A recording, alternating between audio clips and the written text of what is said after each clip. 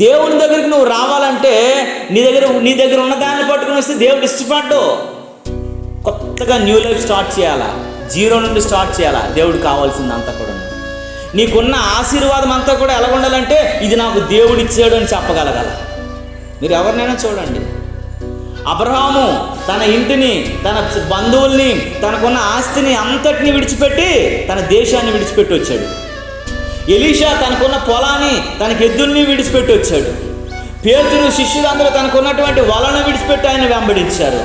పౌలు తనకు అంత కలిగిందంతా కూడా వదిలేసుకొని దేవుని దగ్గరికి వచ్చాడు. దేవుడు మళ్ళీ నిన్ను స్టార్ట్ చేస్తాడు. ఈరోజు నువ్వు దేవుని సేవకు వచ్చావా, లేదా దేవునిలో ఉండడానికి వచ్చావా, నీకు అంతా పోయిందని బాధపడిపోక. ఎప్పుడు దేవుని ఆశీర్వాదం ఎలాగంటే, ఇహలోకంలో నీ ఆలోచనతో సంపాదించిందంతా కూడా దేవునికి అవసరం లేదు.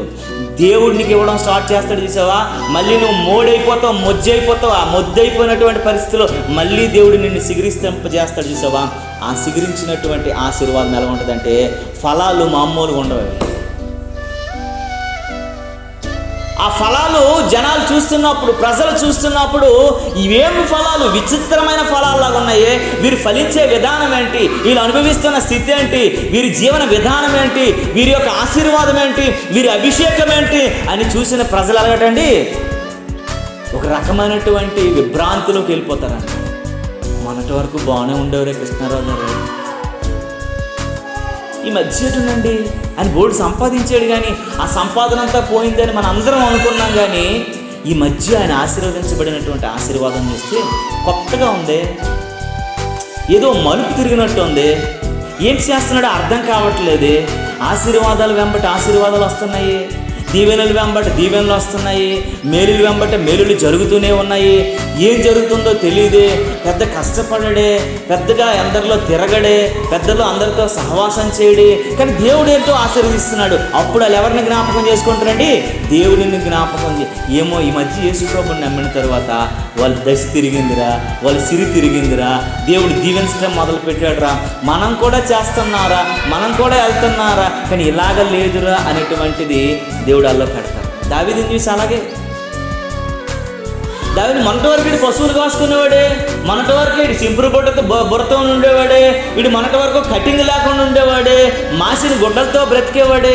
ఈ మధ్యరా బాబు వీడికి ఒక ప్రత్యేకమైనటువంటి విలువ వచ్చేసింది. రాజవస్త్రాలు, రాజస్థితి, సింహాసనము, దాసీలు, దాసులు, పనివారులు అని అందరూ చూస్తున్న ప్రజలు ఏమైపోయారటండి, విభ్రాంతిలోకి వెళ్ళిపోయేవారట. కారణం ఏంటో తెలుసా, నువ్వు జీరో అయిపోయిన తర్వాతే దేవుడు నిన్ను దీవించడం మొదలు పెడతాడు.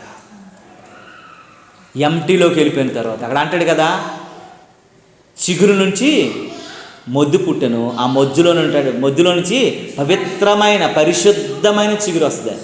అందులో తేడా ఉండదు. ఇంకా ఆ మొలిసినటువంటి దీవెన, ఆ మొలిసినటువంటి ఆశీర్వాదం, ఆ మొలిసినటువంటి దేవుడు అనుగ్రహించిన కృపట అపవిత్రమైనది కాదట, పాప సంబంధమైనది కాదట, సొంత ఆలోచన స్వభావితమైనది కాదట, మనము మన స్వార్థంతో సంపాదించింది కాదట.